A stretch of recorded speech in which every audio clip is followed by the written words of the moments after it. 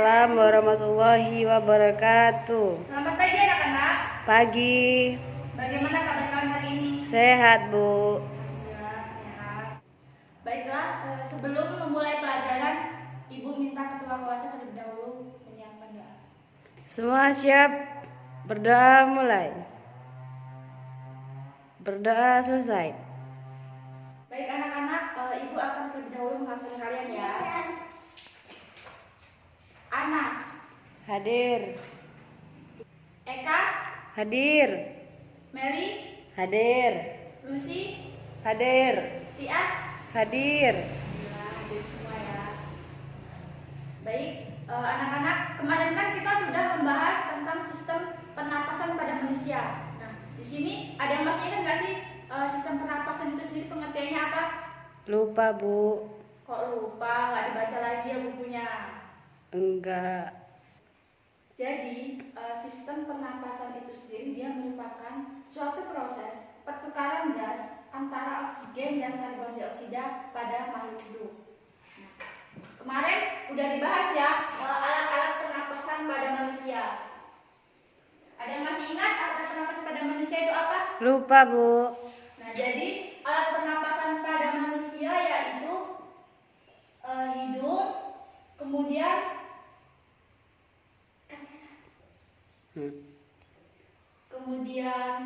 faring, selanjutnya laring. Nah, di laring ini nanti dia akan diteruskan ke trakea. Selanjutnya di trakea ini dia bercabang lagi menjadi dua, yaitu bronkus dan bronkiolus.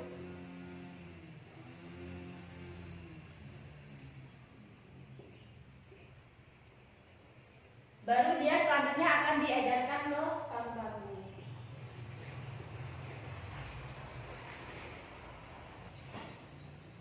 Kemudian di sini pada materi hari ini Ibu akan menjelaskan tentang sistem pernapasan pada biodata. Yang pertama yaitu pada sistem pernapasan pada ikan. Nah, kalian pernah nggak sih memperhatikan ikan itu bernafas bagaimana? Membuka dan menutup mulutnya. Ya, nah tepat sekali.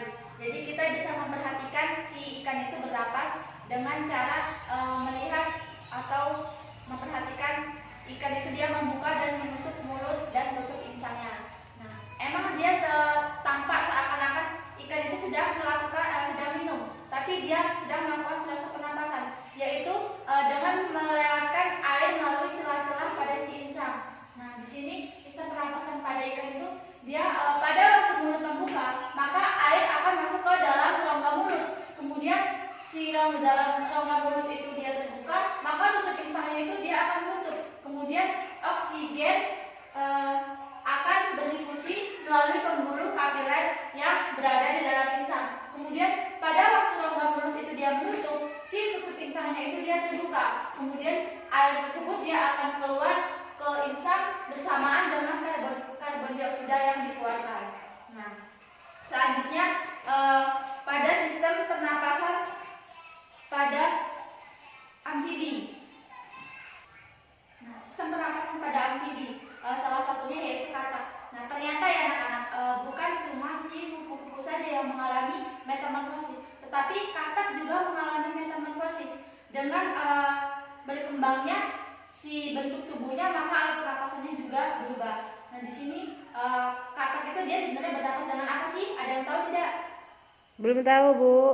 Jadi katak itu dia bernapas dengan menggunakan paru-paru.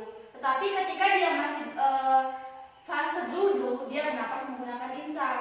Oleh sebab itulah disebut metamorfosis, karena dia mengalami perubahan alat pernapasannya pada saat dia berubah bentuk pada tubuhnya. Nah, di sini tahap perkembangan pada katak itu dia dimulai dari telur. Nah, telur itu nanti dia kemudian akan menetas menjadi berudu, di mana berudu itu nanti dia akan berubah menjadi si katak berkaki.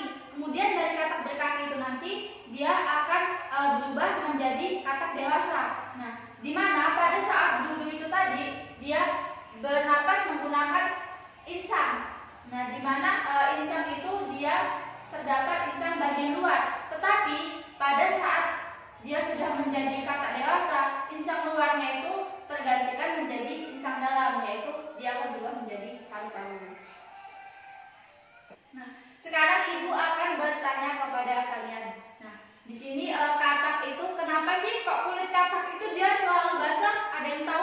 Karena dia bernapas melalui kulitnya, Bu. Ya, benar, Nelly. Katak itu selain bernapas menggunakan paru-paru, maka dia akan bernapas menggunakan kulit.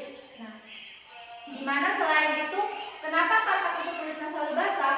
Karena dia itu di mana fungsi dari selain kulit itu basah untuk bernapas, yaitu fungsinya yaitu untuk udara itu agar masuk secara berdifusi.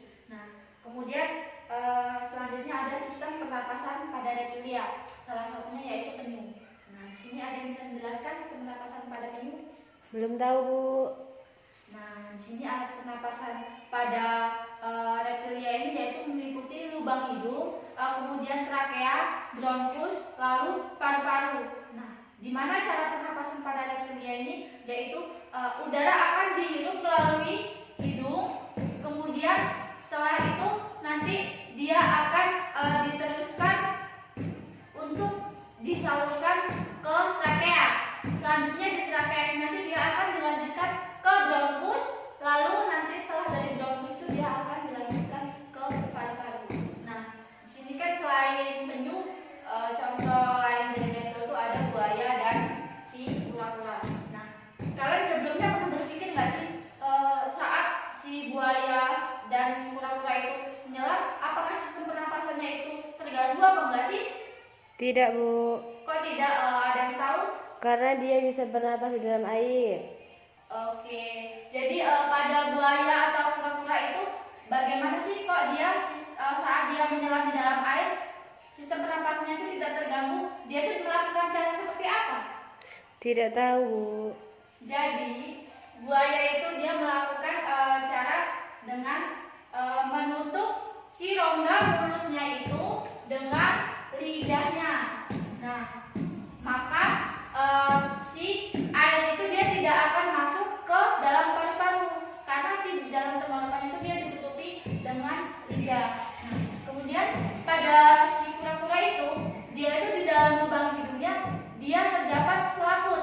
Nah, di mana fungsi selaput itu dia untuk menutup bagian hidungnya agar si air itu dia tidak masuk ke dalam paru-paru. Oleh sebab itu si buaya dan si kura-kura itu saat dia menyelam di dalam air sistem pernapasannya tidak terganggu. Nah, yang terakhir setelah sistem pernapasan pada reptilia kita akan membahas tentang sistem pernapasan pada burung. Nah, di mana jalur pernapasan pada burung ini dia berawal dari lubang hidung. Nah, kemudian di dalam lubang hidung ini dia udara akan masuk, kemudian dia akan diteruskan pada celah tekak yang terdapat pada dasar faring. Nah, yang akan menghubungkan ke trakea. Nah, di sini si burung itu dia memiliki trakea yang sangat panjang.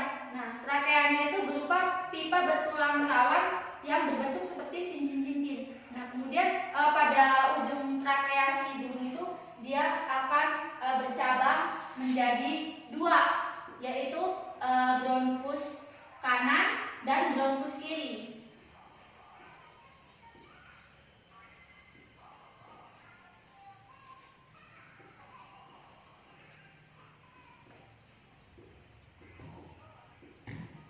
Nah, setelah dari bronkus ini maka dia akan diedarkan ke si paru-paru. Kemudian selain itu si burung ini dia memiliki pundi-pundi udara yang membantu pernapasannya saat dia terbang. Bagaimana anak-anak pada materi ini ibu yang sudah ibu jelaskan, apakah sudah paham? Sudah, Bu. Nah, berhubung sudah paham, jadi ibu akan memberikan kalian tugas di rumah, yaitu untuk mengerjakan soal di buku latihan pada halaman 163 sampai 164. Ya, Bu. Baik, ibu ucapkan terima kasih kepada anak-anak yang sudah mengikuti pembelajaran hari ini dengan cukup baik. Ibu rasa ibu cukupkan materi pembelajaran pada hari ini sampai di sini dengan mengucap lafal hamdalah. Alhamdulillahirabbil alamin. Baik, ibu akhiri. Wassalamualaikum warahmatullahi wabarakatuh. Waalaikumsalam warahmatullahi wabarakatuh.